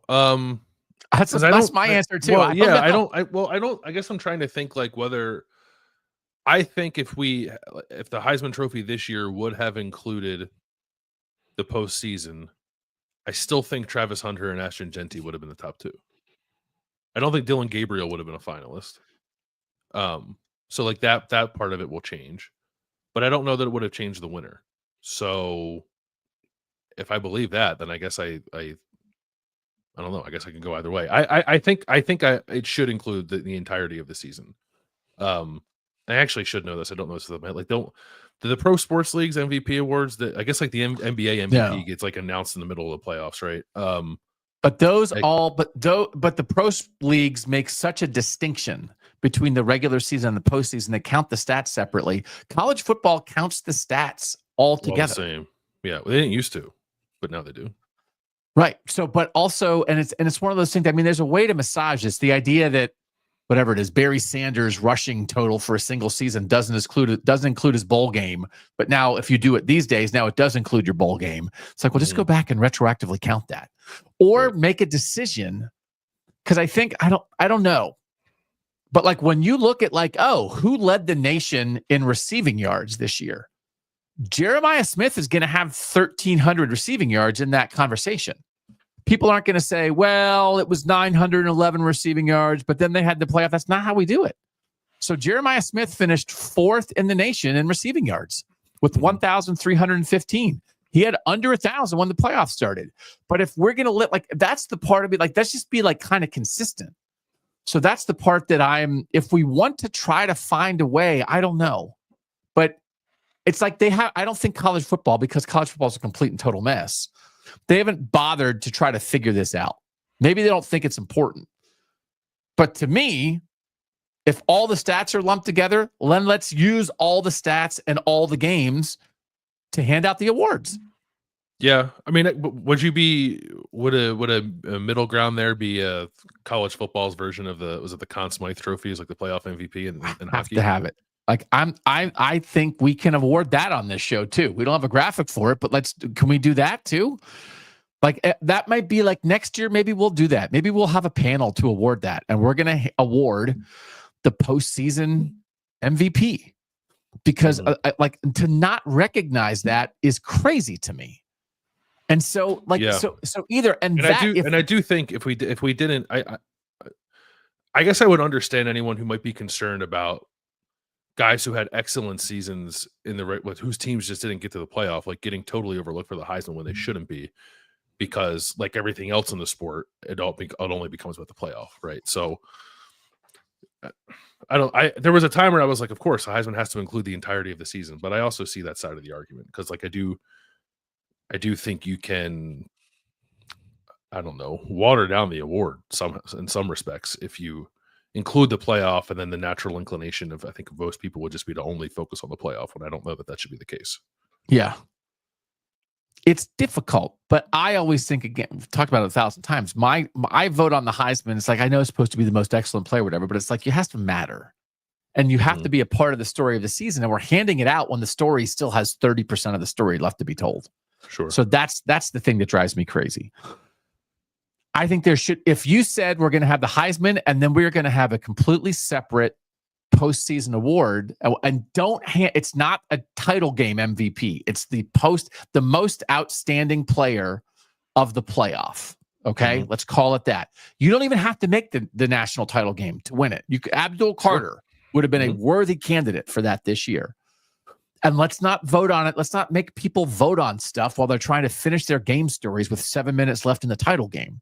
Let's take a breath and hand it out the Monday after. So the national title game's on Monday. The next Monday, we hand out the postseason excellence award. Let's do that then. And that'll satiate me for saying, okay, let the Heisman be a regular season award. But for now, I think it should be everything. So that being said, who are your top 5 for the King of the North, best Northern player taking everything into account. And I also maybe best Northern player is not actually the right phrase. It is for excellence in Northern football, for excellence and importantude in Northern football. The King of the North goes to open the envelope. Yeah, so that's the approach that I took here. Because I don't think you would say that Jack Sawyer had the best individual season of any player in the North, but he had a very good season. And then I think he was, in a lot of respects, and maybe I don't even know if you could argue it, was like the face of Ohio State's national championship push. And I think it starts with the Michigan flag plant and him being in the middle of that.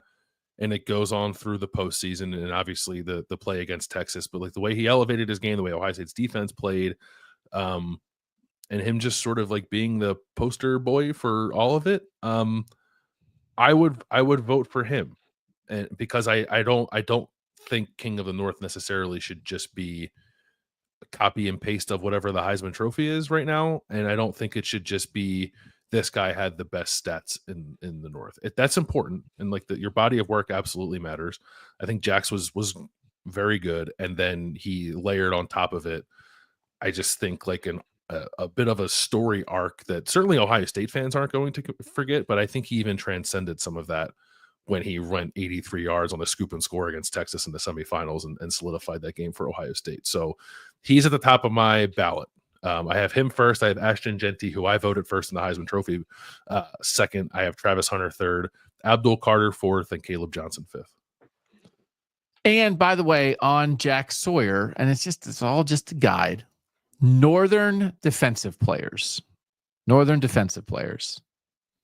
Jack Sawyer has the 5th highest PFF grade for the entire season. Abdul Carter 1, tied with Josiah Stewart from Michigan, the great edge player. Mason Graham of Michigan 3, Austin Romaine, the Kansas State linebacker 4, then Jack Sawyer. So it's not only right. It's not that he stunk and then all of a sudden showed up in the postseason. Like that's not the story of this at all. And 699 snaps is a lot of snaps. Now listen, Donovan Ezrako from Boston College played 766 snaps in 12 games. Jack Sawyer played 699 in 16 games, but like on the field a lot, super impactful for a national championship team. Story of the season, also a high level of play throughout the year. I think it is a compelling case, and we're going to figure it out like the next 5 minutes. Here's my ballot. I still had Travis Hunter 1, and I did have a Travis Hunter first on my Heisman ballot. I put in number 2, Ohio State guy, and Mike was like, well, who's your Ohio State guy? And I was like, Ohio State guy's my Ohio State guy. So like it was a little bit of Abbott and Costello, but I don't know. So we can talk about this because I am open to the idea of like the guy who best represents Ohio State's national championship run being this guy. I had Abdul Carter 3rd. You had him 4th. I had Ashton Genty 4th. I had Ashton Genty 2nd on my Heisman ballot.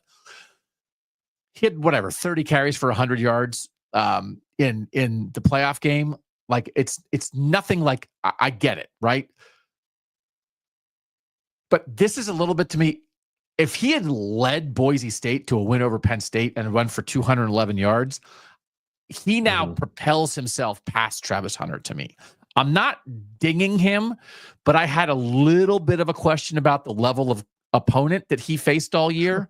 And it's not like he stunk against Penn State, but he also wasn't the guy who ran for 250 yards. So that dropped him down to 4. And then like Jeremiah Smith, he's separate from the Ohio State guy to me. Again, he finished 4th in the nation in receiving yards.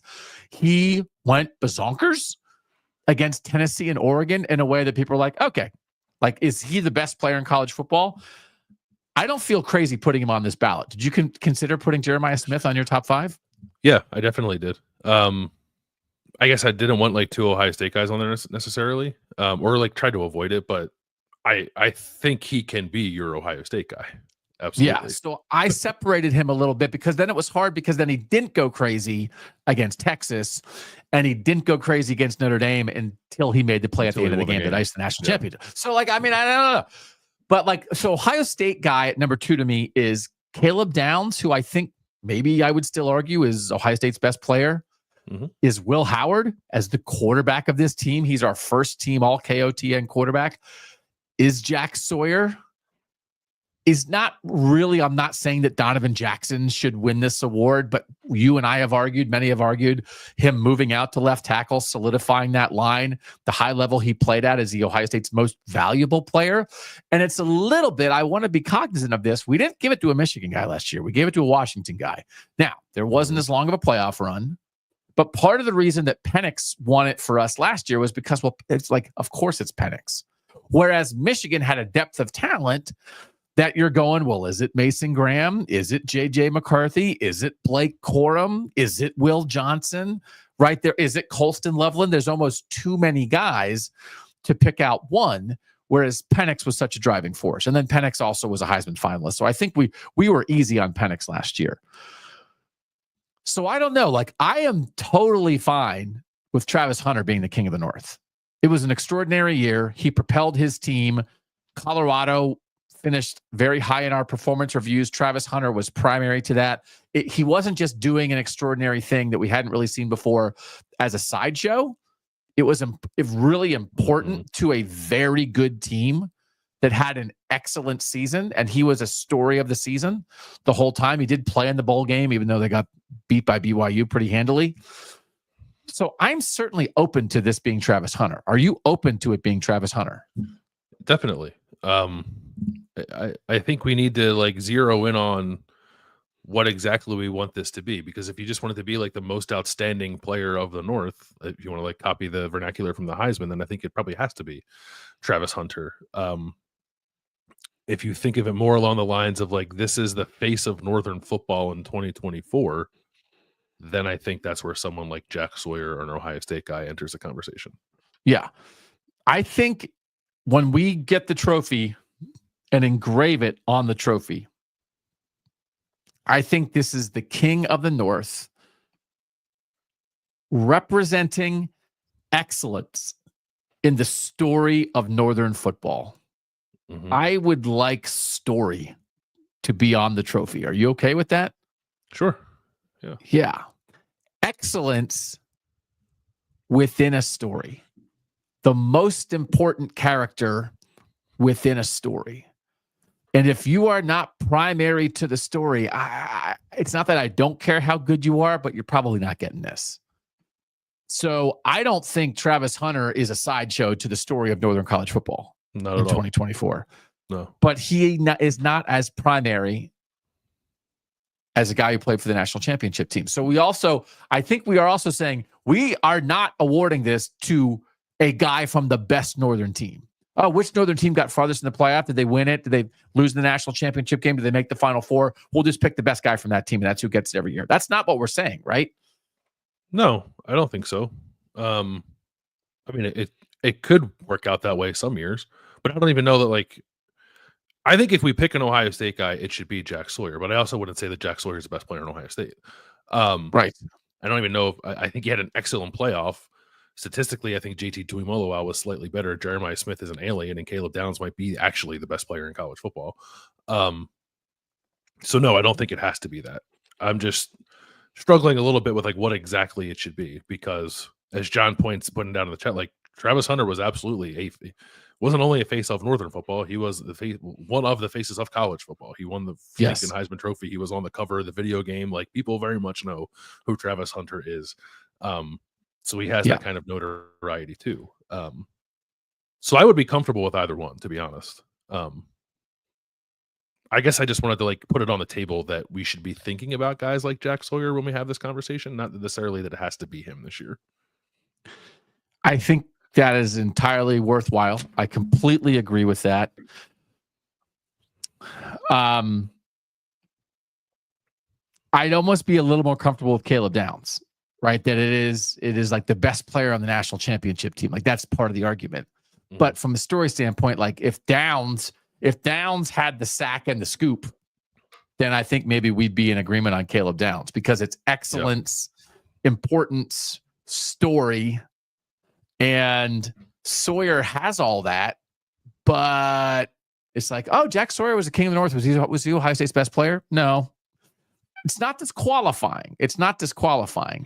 But I think when you have a guy who had, and I'm not saying, I think I agree with the idea that if it's going to be an Ohio State guy, I'm on board with Sawyer. But if Sawyer was Downs or Downs was Sawyer, that might push me over the top ahead of Travis Hunter. But because nobody completely encompasses everything we're looking for, then I think I would stick with Travis Hunter. I think that's fair. I do have and this is probably not like logical thinking. I have a tiny bit of reticence to just do what the Heisman did. Yeah, because Heisman's stupid. No, it's not the Heisman. We yeah, ripped the Heisman all the time. I think we want to. I love the Heisman. I hate the Heisman voters. Correct. Which you and I both are. But in this case, I think the special nature of Travis Hunter's season would warrant it. Because there is a point, like, right. And this is not the thing, but it's like, if we sent Travis Hunter a trophy that was like, hey, you won the King of the North, he'd be like, who cares? Right. I won the Heisman. Am I buying an apartment in Oakland or Las Vegas or Cleveland? Right. But if we to send it to Michael Penix last year, it's like, well, what? Like, he won other stuff, but like, did you win a thing that was like this? And if we sent this to Jack Sawyer and like Michael Penix might be like, oh, okay, cool. Like, I won this thing because I didn't win the other thing. So I am also not against disqualifying Heisman winners from this. That if you are the Heisman winner, thank you for representing the North. Tip of the cap. But this is everybody other than that. But then are we lessening ourselves by saying, this is the award for the best player unless you were the best player? Right. It's because we just want you to like our trophy. And Jay Burwanger never won, although we can go back and retroactively send Jay Burwanger's family a KOTN trophy. Maybe that'll increase our stature a little bit. Yeah. Hello, great-great-granddaughter Burwanger. Here's a trophy. What? He went to Yale. He was the best player of 1935. He was in the North. Sorry we weren't alive back then. All right, I've stated my case. I'm completely open to anything. I'll let you decide. Oh, I get to decide. Is it let you? I'll make you decide. I don't know. I don't know that we'll see Travis Hunter again. So I think we have to acknowledge that and pick him. Okay. I'm good with that. And we had a robust discussion, and we can tell Jack Sawyer he was second. Yeah. Jack, you finished second. What do I get for finishing second for this made-up trophy that actually doesn't have a trophy? Do you want to come on the show? Discussion. But he would be like, would he be like? We don't have this award. Maybe we can establish like king of the playoff, whatever we want to call it. Yeah. Let's Jack do that. Jack would win that. I think I would pick Jack for that. I might pick Jeremiah Smith for that. Or Will Howard. Yeah, I'm less motivated statistically with that than I am more like I'm more motivated by story. Yeah. Okay. Although Jeremiah Smith's story is pretty good too. Yeah, but he's gonna have 2 more years of being the main character. This is an award for a person who will most appreciate our award, since they maybe won't win a ton of other awards award. Yeah. That's what. All right. I think they should make a playoff thing, and I think if nobody does, maybe we'll make a panel, so we can maybe continue to have our. No one's going to understand the King of the North like us, and no one watches this subset of 28 teams like we do. And to try to get a panel, we talked about having a panel, but to get a panel together, it's like, hey, you cover Kansas State, you want to be on our panel? Please make sure you're up on what Pitt and Syracuse are doing. Is like, what? Who is like? Only we do that. So my King of the North might just be you and I doing this forever, but I think like. The outstanding player, excellence in the playoff, excellence in the story of the playoff, and we'll name that award. That we can get a panel. Everybody's watching that. And if that's Malachi Starks, then so be it. Excellence in the playoff. Sure. Handed out by us because nobody else will do it. Maybe we'll get there. Okay. I think we're almost done talking about the season that's over. So we might have a couple more things coming, but we want to start talking about rosters, future, what's up. I don't think we want to talk about like theoretical mumbo jumbo because there's a lot of ball to talk about. I don't think there's still like a lot of ball to talk about. Yeah, there's plenty of ball to talk about. Yeah, you like talking about ball, right? I love people ball. Like to make stuff up. I mean, we make stuff up as it relates to ball. Other than that, we want to talk about ball. All right, thanks to everybody for being here as always. If you're listening on a podcast, if you're watching live on YouTube, if you're watching back on YouTube, all we can say is thank you. All we can say is we're grateful. All we can say is thanks for being part of this Northern College football community. Thanks, as always, to our producer, Mike Yurstowski, especially for putting together that monster package on the South Cram-O-Meter.